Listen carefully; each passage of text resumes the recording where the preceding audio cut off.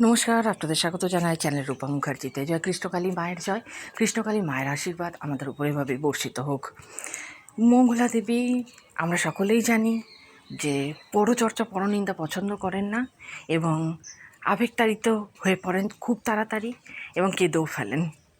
তো এরকমই একদিন মায়ের মন্দির নিয়ে দীর্ঘ টালবাহানা চলছে এবং যেটা সবথেকে ওনার পক্ষে কষ্টকর হয়ে উঠেছে সেটা হলো যে বর্ধমানের উনি বিভিন্ন জায়গায় বারংবার ঘুরে ঘুরে বসছেন যাতে মায়ের মন্দির করা সম্ভব হয়। এবং বর্তমানে বেলেরার যে সম্পত্তিটি সেটা দেবত্ব সম্পত্তি, কিন্তু যেহেতু এটা শুনলাম যে গোবিন্দজিউ বা এরকম কোনো এক দেবতার, তাই সেখানে মায়ের মন্দির নাকি হতে দেবে না। আর এই কথাটি শুনে তিনি মনে মনে খুবই দুঃখ পেয়েছেন, কারণ তিনি একাধারে কৃষ্ণ ভক্ত ও কৃষ্ণকালী ভক্ত। তিনি কৃষ্ণ ও কালীর মধ্যে প্রভেদ করেন না এবং আমাদের ঐতিহ্য আমাদেরকে কৃষ্ণ ও কালীর মধ্যে প্রভেদ করতে শেখায় না। যারা এই ধরনের প্রভেদ করেন তারা ঠিক কোন ভক্তি ধর্ম ও ভাবনা দ্বারা চালিত হন সেটা বলা মুশকিল। তো যাই হোক, এরকমই একদিন ভক্তদের সামনে নিজের মনের কথা বলছিলেন মঙ্গলা দেবী। বলতে বলতে কেঁদে ফেললেন এবং বললেন যে আমার এত কষ্ট, এত লড়াই, বর্ধমানে স্থানীয় লোকেরাই মাকে দূরছাই করছে। একদিন যেদিন আমি থাকবো না সেদিনকে এই লড়াইয়ের মূল্য যারা বিরোধিতা করেছে তারাও বুঝবে, যারা পক্ষে আছে তারাও বুঝবে। এই যে লড়াই, এটা কখনো ব্যর্থ হতে পারে না। আমরা শুনে নেব মঙ্গলা দেবী ঠিক কী বলেছেন। তবে তার আগে আপনাদের কাছে অনুরোধ, ভিডিওটি ভালো লাগলে অবশ্যই লাইক, শেয়ার, কমেন্টস করবেন, চ্যানেল সাবস্ক্রাইব করে পাশে থাকবেন। আমার এটাই স্বপ্ন, মায়ের অনেক বড় মন্দির হবে। যারা বর্ধমানবাসীরা মাকে কুকুরের মতো বার করছে, লাঠি ঝাঁটার মতো মাকে যারা বার করে দিচ্ছে, আমার একটাই প্রতিজ্ঞা, মায়ের এত বড় মন্দির হবে, এত বড়।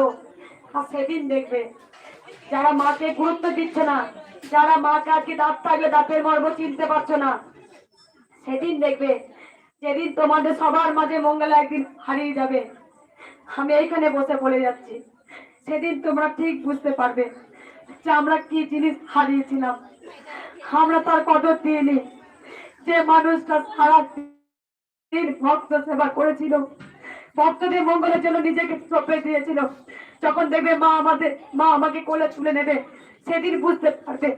হয়তো তোমরা বলবে আরো মঙ্গলা মা যদি আরো কয়েকটা বছর বাঁচতো, হয়তো আমাদের পৃথিবী আরো হয়তো সুন্দর হতো। যেদিন থাকবো না হয়তো সেদিন সবাই সে অনুভূতি বুঝতে পারবে। আজকে যে মন্দিরের জন্য আমার লড়াই, যে আমার যুদ্ধ, যারা মাকে এক ফোঁটা ঠাঁই দিচ্ছে না, পর বাঁধা একটা মন্দির।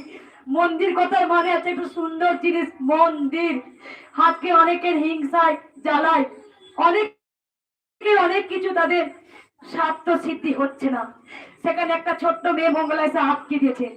যেখানে মঙ্গলা মা জলপ্রপাতের প্রায় বিশ্বাস করে না, সেখানে মঙ্গলা মা বিশ্বাস করেন স্বয়ং গোবিন্দকে। তাই অনেকের স্বার্থ সিদ্ধিতে আঘাত লাগছে, তাই আমাকে উঠতে দিচ্ছে না। আমি বুঝতে পারছেন এখানে যে কেন আজকে লড়াই চলছে, কেন আজকে মায়ের মন্দির হচ্ছে না। সবই কেনের উত্তর একদিন গোবিন্দ ঠিক দেবেন। যিনি কৃষ্ণ তিনি কালী, সম্পূর্ণ মায়ের আশীর্বাদ আছে। মা আমার আষ্টে পৃষ্ঠে জড়িয়ে আছে, আমার যতটুকু শরীরে রক্ত আছে সবই মায়ের জন্যে। তাই আমি জানি মায়ের মন্দির আটকানো ক্ষমতা কারণ নেই, মায়ের মন্দির হবে। তাই অনেকেই বলে দাঁত থাকলে আমরা দাঁতের মর্ম বুঝি না। কলি যুগ পুরো পাপে ভরে গেছে, শুধু খাওয়া খাওয়াই চলে, একে তাকে শুধু হুঙ্কা হুঙ্কি এটাই চলে। আমরা গোবিন্দকে একটা কমর শুনে নিতে পারি না, আমরা ভগবানকে টপ করে গ্রহণ করতে পারি না। কারণ কলি যুগে কৃষ্ণকালী মা স্বয়ং নিজে এসেছেন এই ধরাধামে দুস্থ অনাথদের রক্ষা করতে। মা কত নারীদের নারীত্ব পেয়েছে, কত বোবা কথা ফুটেছে, কত অন্ধ চোখ ফুটেছে, কত খোড়া মানুষ এখানে হাঁটতে পেরেছে। অনেক কালকেও একটা ভিডিও করেছি, দেখবেন অনেক মা 4 বছর বিছানায় টয়লেট পটি করতো, তার মেয়ে আর বৌমা শুধু রাস্তায় গাড়িতে নিয়ে এসে দাঁড়িয়েছিল, সেখান থেকে থেকে মা এখানে পুজো দিয়ে গেল, আর সঙ্গে সঙ্গে সেই মা উঠে চলে এলো কাঁথা পেরিয়ে, যে 4 বছর বিছানায় শয্যাশায়ী। বলে মা আমি খালি হাতে এলাম তোমার স্থানে, আর ভরা হতে গেলাম। এখানে মা চলন্তে এসছেন, মা জীবন্তে এসছেন, তাই কিন্তু মাকে সবাই আমরা নিতে পারছি না। এটা আমাদের দুঃখ, এটা আমাদের দুঃখ। তাই তাই বারবার বলবো,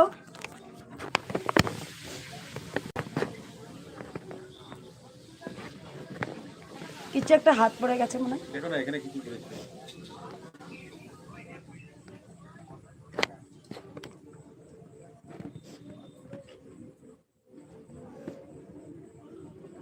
কিছু একটা হাত পড়ে গেছে তার মানে।